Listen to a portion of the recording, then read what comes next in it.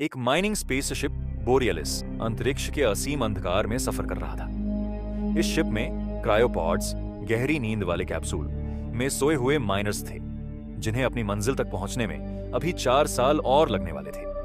अचानक एक एस्टेरॉयड अपने रास्ते से भटककर सीधे बोरियलिस की ओर बढ़ने लगा। इससे पहले कि शिप बचाव कर पाता, यह एस्टेरॉयड शिप से टकरा गया। टक्कर की वजह से क्रायोपॉड्स इमरजेंसी मोड में चले गए और शिप ने उन्हें बाहर फेंकना शुरू कर दिया। शिप का एआई सिस्टम लियोनार्ड सभी सोए हुए माइनर्स को जगाने लगा और सुरक्षा निर्देश देने लगा। एंडी, जो इन माइनर्स में से एक था, जैसे ही जागा, एस्टेरॉयड शिप से टकराया। लियोनार्ड ने एंडी को शांत रहने और सुरक्षा प्रोटोकॉल का पालन करने को कहा। क्रायोपॉड्स को पास के एक ग्रह की ओर मोड़ दिया गया, लेकिन बोरियलिस को बचाया नहीं जा सका और वह पूरी तरह नष्ट हो गया। एंडी के क्रायोपॉड में लगे रोबोटिक हाथ तेजी से काम करने लगे।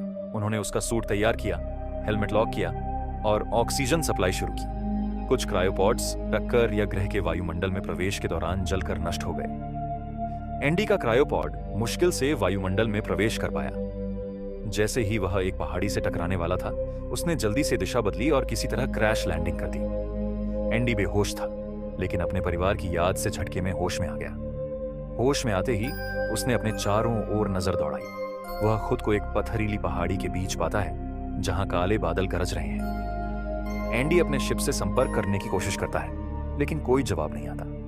तभी अचानक जमीन हिलने लगती है। लियोनार्ड उसे फौरन क्रायोपॉड से बाहर निकलने की चेतावनी देता है। एंडी पॉड का दरवाजा खोलने की कोशिश करता है, लेकिन यह पूरी तरह क्षतिग्रस्त हो चुका है। अब उसे अपने सर्वाइवल किट में कुछ मददगार चीजें ढूंढनी होंगी।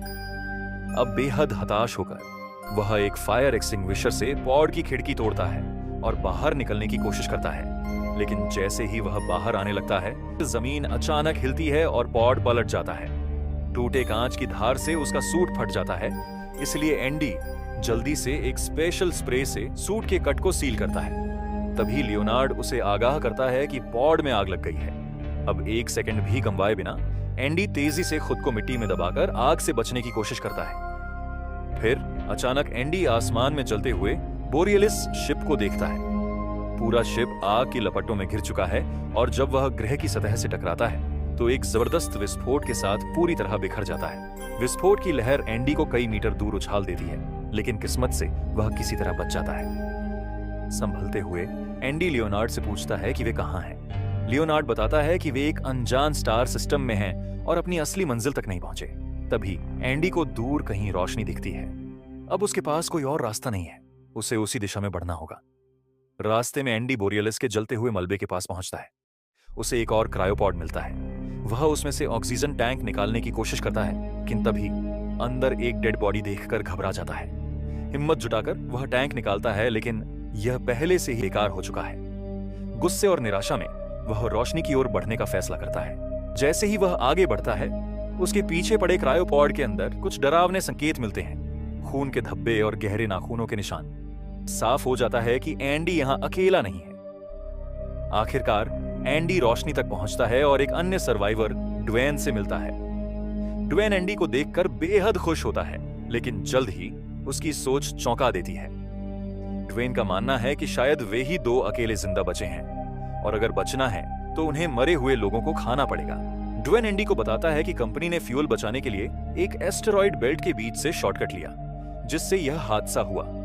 ड्वेन, जो कम्युनिकेशन डिपार्टमेंट में काम करता है, एक डिस्ट्रेस सिग्नल भेजने की योजना बनाता है ताकि धरती से रेस्क्यू टीम बुलाई जा सके। लेकिन एंडी को यह सुनकर झटका लगता है कि सिग्नल को धरती तक पहुंचने में 8 महीने लगेंगे और सबसे तेज रेस्क्यू शिप आरटीएस कशियुनसेस को वहां से यहां आने में पूरे 2 साल। ड्वेन सुझाव देता है कि वे बोरियलिस के दूसरे आधे हिस्से को खोजें और वहां एक बेस कैंप स्थापित करें। ड्वेन उसे प्रेरित करने की कोशिश करता है। हालांकि ड्वेन का मोटिवेशनल धक्का थोड़ा ज्यादा जोरदार होता है और एंडी संतुलन खोकर एक वायर को गलती से अनप्लग कर देता है। जैसे ही वह पीछे मुड़कर उसे ठीक करने की कोशिश करता है, एक भयानक जीप ड्वेन को घसीटकर अंधेरे में ले जाता है। एंडी स्तब्ध रह जाता है। उसे समझ नहीं आता कि अभी अभी क्या हुआ, पर अपने सदमे को किनारे रखते हुए वह डिस्ट्रेस सिग्नल को पूरा करता है।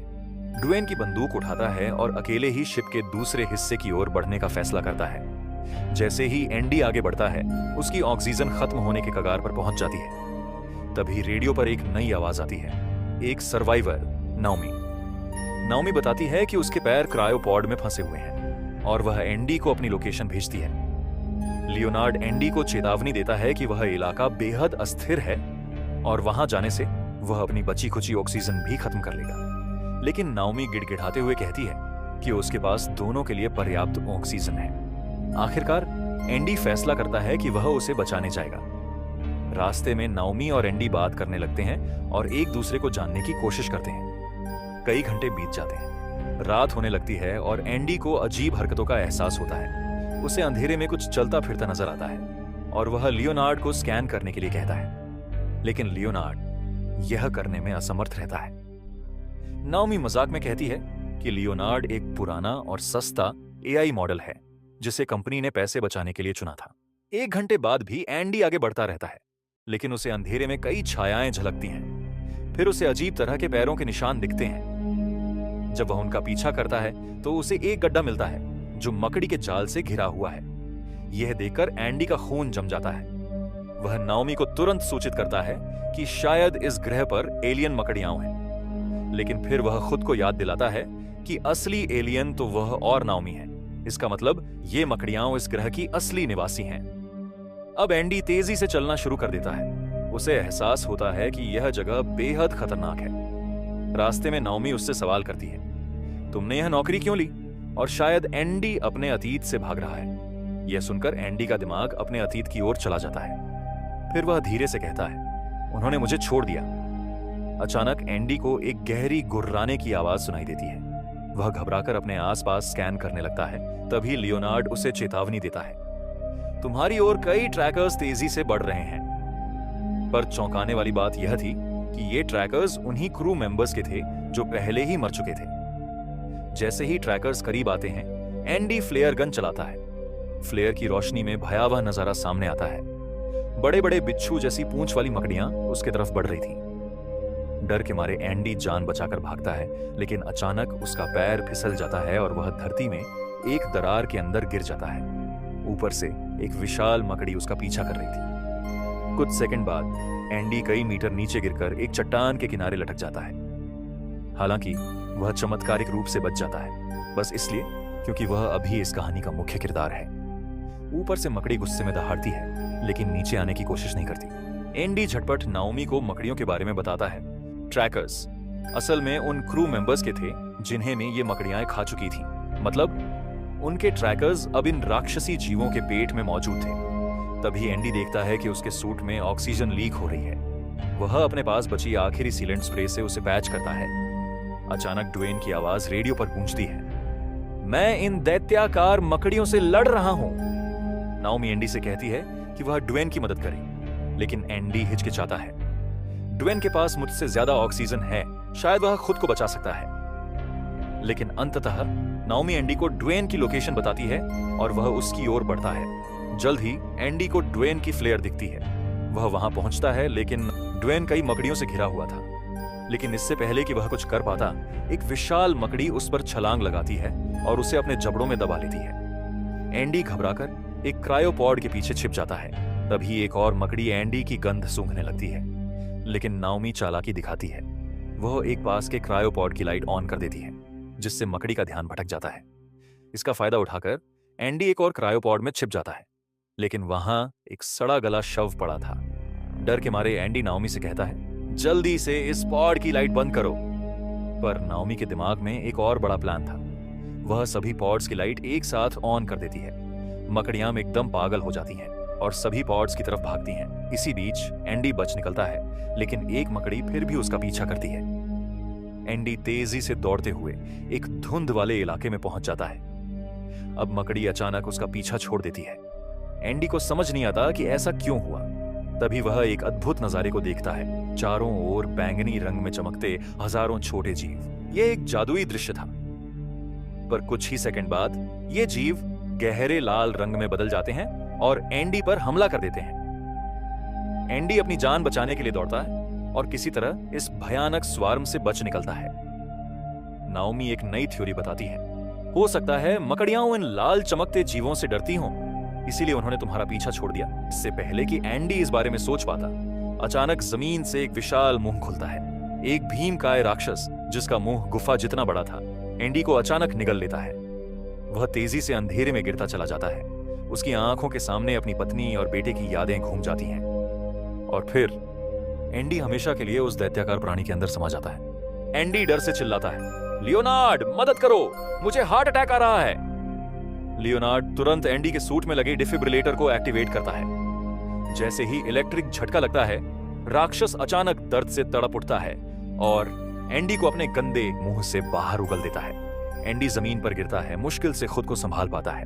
भागते भागते एंडी एक गुफानुमा स्ट्रक्चर में गिर जाता है जहां पहले देखे गए चमकते हुए फायरफ्लाइज बड़ी संख्या में मौजूद थे। एंडी के गिरते ही ये चमकते जीव फिर से उस पर हमला करने लगते हैं। वह जान बचाकर गुफा के दूसरी तरफ भागता है। जैसे ही वह गुफा से बाहर आता है, फायरफ्लाइज अचानक हमला करना बंद कर देते हैं और उसे अकेला छोड़ देते हैं। अब एंडी के पास बहुत कम ऑक्सीजन बची थी।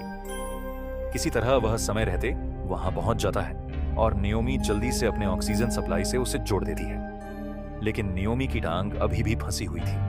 तभी नियोमी अपनी सुरक्षा किट से एक लीवर बनाती है। एंडी इस लीवर की मदद से उसकी टांग को आखिरकार छुड़ा लेता है। एंडी जल्दबाजी में एक मेटल का टुकड़ा निकालकर उसके पैर पर स्प्लिंट की तरह बांध देता है जिससे नोमी ठीक से चल सके। नोमी एंडी का शुक्रिया अदा करती है, लेकिन अभी उनका असली खतरा खत्म नहीं हुआ था। दोनों जैसे ही वहां से निकलते हैं, चारों तरफ से मकड़ियां उन्हें घेर लेती हैं। नोमी का एडवांस आई अमी उसे दर्द सहने के लिए मॉर्फिन इंजेक्ट करता है जिससे वह ज्यादा तेजी से भाग सके, लेकिन मकड़ियां उनका पीछा नहीं छोड़ती। अचानक नोमी अपनी फ्लेयर गन निकालती है और सीधे एक मकड़ी पर दाग देती है। फ्लेयर की रोशनी से सभी मकड़ियां भटक जाती हैं और उसी की ओर दौड़ने लगती हैं। अब एंडी और नाओमी को मौका मिल जाता है। वे तेजी से भागते हुए बोरियालिस के बचे हुए हिस्से तक पहुंचते हैं। नाओमी जैसे ही दरवाजे बंद करने लगती है, कंट्रोल सिस्टम खराब होने की वजह से दरवाजे जाम हो जाते हैं और जैसे ही दरवाजा आखिरकार बंद होने लगता है, एक विशाल मकड़ी बीच में फंस जाती है। दरवाजा मकड़ी को बीच से काटकर 2 हिस्सों में बांट देता है, पर इसके बावजूद बाहर की मकड़ियां लगातार दरवाजे पर हमला कर रही थीं। अब एंडी और नाओमी अंदर फंसे हुए थे और उनका वक्त खत्म हो रहा था। नोमी और एंडी जल्दी से शिप के अंदर गहराई में चले जाते हैं। नोमी जो शिप के लेआउट को अच्छी तरह जानती थी, जबकि एंडी जिसने अपनी ज्यादातर यात्रा क्रायो स्लीप में बिताई थी, खुद को भ्रमित महसूस करता है। आखिरकार उन्हें सुरक्षित डेक मिलता है जिसमें रहने लायक माहौल और पर्याप्त आपूर्ति थी।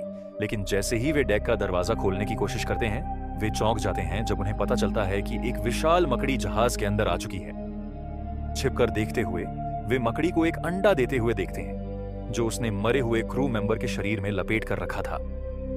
एंडी को घिन महसूस होती है और उसे उल्टी आने लगती है, लेकिन नाओमी उसे शांत रहने का इशारा करती है। तभी दूसरी मकड़ी उन पर पीछे से हमला कर देती है। एंडी जल्दी से एक कमरे में दरवाजा बंद कर देता है, यह सोचकर कि वे अब सुरक्षित हैं। लेकिन नाओमी तुरंत एक भयानक सच बताती है, तुमने हमें एयरलॉक में बंद कर दिया है। एंडी मेटल की छड़ से दरवाजा पीटने लगता है, लेकिन बाहर निकलने का कोई रास्ता नहीं था। एंडी और नाओमी अपनी हेलमेट उतारते हैं और बातचीत करने लगते हैं। एंडी अपने परिवार का एक पुराना रिकॉर्डेड संदेश दिखाता है जिसमें उसकी पत्नी और बेटा उसे जन्मदिन की शुभकामनाएं दे रहे होते हैं। तब वह बताता है कि वे एक कार एक्सीडेंट में मारे गए थे और वह हमेशा खुद को इस दुर्घटना के लिए दोषी मानता रहा है। नोमी संवेदना जताते हुए कहती है, लेकिन तुमने मेरी जान बचाया, यही साबित करता है कि तुम्हारा जीवन अभी भी मायने रखता है। लेकिन एंडी के कार्यों ने उसे फिर से उम्मीद दी है। नाओमी उसे गले लगाती है और तभी वह एंडी के सूट पर कुछ चमकती हुई रोशनी देखती है। वो फायरफ्लाइज होता है। अचानक मकड़ी ताला तोड़कर अंदर घुस जाती है। नोमी तेजी से फायरफ्लाइज को पकड़ती है और मकड़ी पर फेंक देती है। मकड़ी पीछे हट जाती है जैसे कि वह इन जीवों से डरती हो।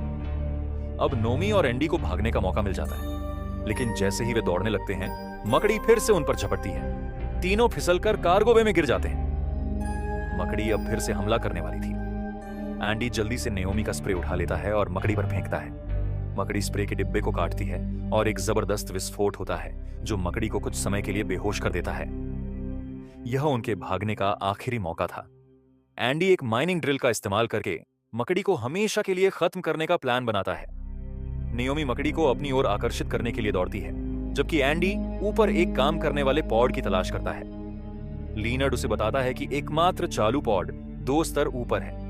एंडी तेजी से ऊपर चढ़ता है, लेकिन तभी लीनर्ड एक बुरी खबर देता है। सिस्टम शट डाउन हो चुका है। पॉड चालू करने के लिए 15 मिनट लगेंगे।